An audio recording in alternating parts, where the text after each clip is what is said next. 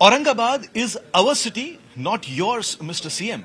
Social media पर कुछ इसी तरीके का तेज तर्रार अंदाज पेश करने वाले एआईएमआईएम के तेज तर्रार नेता इम्तियाज जलील इस वक्त हमारे साथ मौजूद हैं। मोदी है तो मुमकिन है, भारतीय जनता पार्टी कुछ ऐसा कह रही है अब, जबकि सेंटर ने भी हरी झंडी दिखा दी है। देखिए, मैंने जब देवेंद्र फडणवीस साहब ने ट्वीट किया और उन्होंने इस बात का ऐलान किया कि अब केंद्र सरकार ने इसको हरी झंडी दे दी है, फिर एकनाथ शिंदे साहब ने बड़े गर्व से कहा कि मैं भी आपका धन्यवाद अदा करना चाहता हूं। ये एकनाथ शिंदे साहब को मैं और उद्धव ठाकरे साहब को ये बताता हूं कि आप लोग थोड़े थोड़े टाइम के लिए मुख्यमंत्री बने हैं उसमें, और आप अपने आप को मुख्यमंत्री समझ रहे हैं, लेकिन मैं समझता हूं आप लोग है तो पपेट्स है। आपका रिमोट कंट्रोल जो है वो वहां पर है, देवेंद्र फडणवीस साहब के पास है, अमित शाह साहब के पास है। आपने अपनी राजनीति की वजह से महाराष्ट्रियन लोगों को सेकेंडरी सिटीजन का दर्जा दे दिया है, अपने सरों के ऊपर है तो आपने गुजरातियों को लाकर बिठा दिया है सिर्फ अपने राजनीतिक स्वार्थ के लिए। हमारा बाला साहब ठाकरे के साथ है तो मतभेद था, राजनीतिक मतभेद है और रहेगा उसमें, लेकिन कम से कम उस आदमी ने मराठी अस्मिता के लिए लड़ा था। आज उनके बेटे ने क्या किया, और उन्हीं की पार्टी के जो लड़ रहे हैं कि नहीं हम बाल ठाकरे के ये है सही मानने वाले हैं, वो क्या कर रहे हैं देखिएगा उसमें। देखिए, जब दिखाने के लिए कुछ नहीं होता है तो भावनिक मुद्दों के अंदर उलझा दो उसमें। अब औरंगाबाद में G20 की मीटिंग होने जा रही है अगले हफ्ते, उसमें कहाँ आने वाले हैं वो, कौन से शहर आने वाले हैं उसमें, औरंगाबाद में ही बुलाए है ना उसमें। आप नाम अपने इतिहास के पन्नों को आप फाड़ सकते हैं किताबों से, आप बोर्ड बदल सकते हैं, लेकिन इतिहास को बदल नहीं। लेकिन उद्धव सेना में भी अभी क्रेडिट लेने की होड़ मची पड़ी है। उद्धव सेना कहती है तो बाला साहेब ठाकरे का पुराना सपना पूरा हो गया। नहीं, बाला साहब ठाकरे है कौन, मतलब है? वो है क्या चीज थे कि मतलब उनका सपना है तो पूरा हो गया है। हिंदुस्तान के अंदर चंद लोग जो थे जिनको इलेक्शन कमीशन ने डिबार किया था, ये साहब वो थे जिनको इलेक्शन कमीशन ने कहा कि तुम 6 साल है तो वोट नहीं डाल सकते हैं करके। तो बाला साहब ठाकरे कोई बहुत बड़े ऐसे ये नहीं थे कि उनका सपना पूरा हो गया है करके उसमें। लेकिन इन्हीं की घटिया राजनीति की वजह से आप मेरे शहर के ऊपर, मेरे शहर का नाम कैसे बदलने का आपको किसने इख्तियार दिया है करके। आप पहले उद्धव ठाकरे कहते हैं कि नहीं इसका नाम है तो हम संभाजी नगर रखेंगे, तो फिर एकनाथ शिंदे और देवेंद्र फडणवीस को ख्याल आता है अगर ये नाम आ गया तो क्रेडिट वो ले लेगा, तो मैं उसके आगे है तो छत्रपति लगा देता हूं तो छत्रपति संभाजी नगर हो जाएगा करके। आप कम से कम इस देश के अंदर लोकतंत्र जिंदा है, अगर डेमोक्रेसी जिंदा है तो आप उन लोगों से पूछिएगा जो शहर के अंदर रहते हैं, वो मेरा शहर है, मेरा जिला है, उसमें तुम कौन होते हैं। लेकिन लोगों की भावनाएं कौन की मतलब हम आए और स्टेज के ऊपर से ऐलान कर दे कि भैया ये है करके। ठीक है, सत्ता तुम्हारी होगी उसमें, लेकिन मैं इन सबको बताना चाहता हूँ न्यूटन की एक थियरी है, जो ऊपर जाता है वो नीचे आता है। तो मोदी साहब भी नीचे आएंगे, एकनाथ शिंदे भी नीचे आएगा, उद्धव ठाकरे भी नीचे आएगा। और उद्धव साहब ने तो बड़े गर्व से अब ये क्रेडिट का नाम ले रहे हैं ना कि हमने ये करवाए थे करके। अरे जिस आदमी ने इतना गर्व किया था आज उसका नाम ही नहीं है और उसका निशान भी नहीं है, उसका नामो निशान मिट गया है।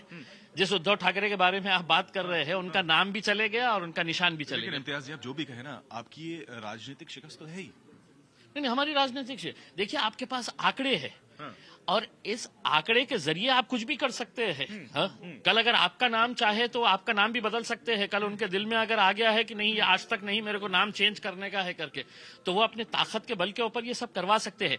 एक बात मैं कहना चाहता हूं, ये डिसीजन के जरिए उन्होंने अदालत को भी, न्याय प्रणाली को भी एक चुनौती दी है, क्योंकि ये मैटर कोर्ट के अंदर चल रहा था।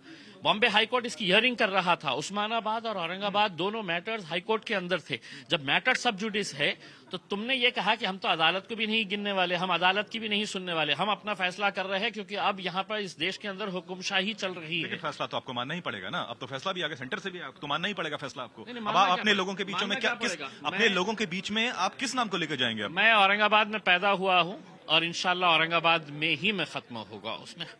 आपको जिस नाम से पुकारना है आप उस नाम से पुकार लीजिएगा, लेकिन मंजूर नहीं। मेरे लिए औरंगाबाद था, औरंगाबाद है और औरंगाबाद ही रहेगा। छत्रपति शिवाजी महाराज से, संभाजी महाराज से लोगों की भावनाएं जुड़ी हैं। मेरी भी भावनाएं जुड़ी है। लेकिन आपकी सोच ये है कि छत्रपति संभाजी महाराज को मैं किसी एक शहर का नाम दे दूं जिस शहर के अंदर 8 दिन के बाद पानी मिलता है। जिस शहर के अंदर किसान आत्महत्या, जिले के अंदर किसान आत्महत्या करते हैं, नौजवान रोजगार के लिए वो होता है, उस शहर को आप नाम दे रहे हैं। छत्रपति संभाजी महाराज, छत्रपति शिवाजी महाराज, फुले शाहू अंबेडकर का हम भी आदर करते हैं और करते रहेंगे, लेकिन उनके नाम का इस्तेमाल करके हम घटिया राजनीति ना तो करे हैं और ना आगे करेंगे। लेकिन ग्राउंड जीरो पर चुनावी माहौल तो आप सर पे ही है, अब आप कैसे स्ट्राइक बैक करेंगे? आपके लिए तो बड़ा सेटबैक हो गया ये। नहीं, कोई सेटबैक नहीं हुआ साहब, आपको लगेगा उसमें। हाँ?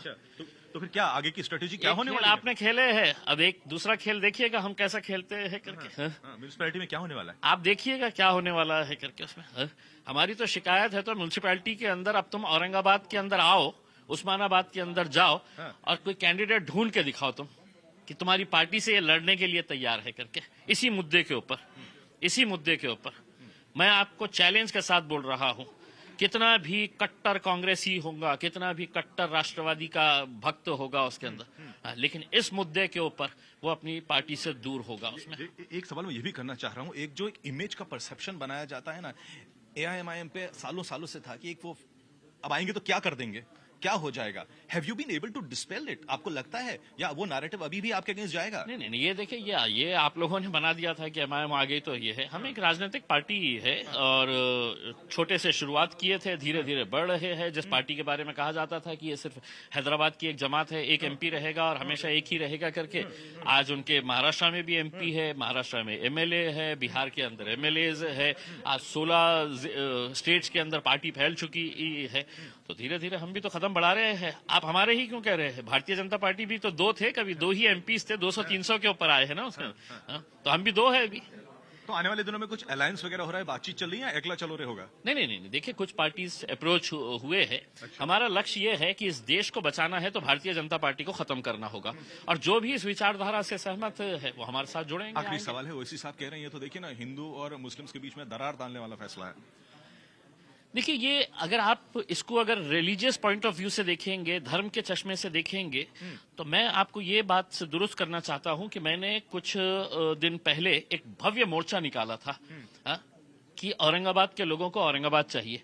उस मोर्चे के अंदर कई सारे नॉन मुस्लिम लोग शामिल थे, कई सारे नॉन मुस्लिम्स मुझे पर्सनल के अंदर मैसेजेस करते थे और ये कहते थे कि इम्तियाज जी औरंगाबाद को जाने न देना करके, उसमें हम आपका पूरा साथ देंगे करके।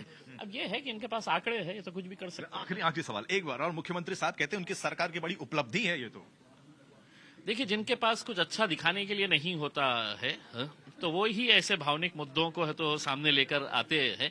अब ये अपनी पीठ थपथपा दे रहे। मैं तो ये पूछना चाह रहा हूं कि अगर नाम दे दिए है तो उसके साथ 1,500-2,000 करोड़ रुपए का पैकेज भी दे देते, तो जिस नाम के ऊपर अब आपको इतना फख्र हो रहा है, अपनी पीठ थपथपा रहे हैं, तो कम से कम उस शहर को अब अंतर्राष्ट्रीय दर्जे का सबसे महान शहर बना दीजिएगा, ताकि आपको भी फख्र होना चाहिए कि इस शहर का नाम मैंने रखा था संभाजी महाराज के नाम के ऊपर। अब उस शहर को देखो मैं अंतर्राष्ट्रीय दर्जे का शहर बना दिया हूं करके। चलिए, बहुत बहुत शुक्रिया sir. Camera person Mahesh Maurya के साथ पंकज उपाध्याय, नवी मुंबई, आज तक।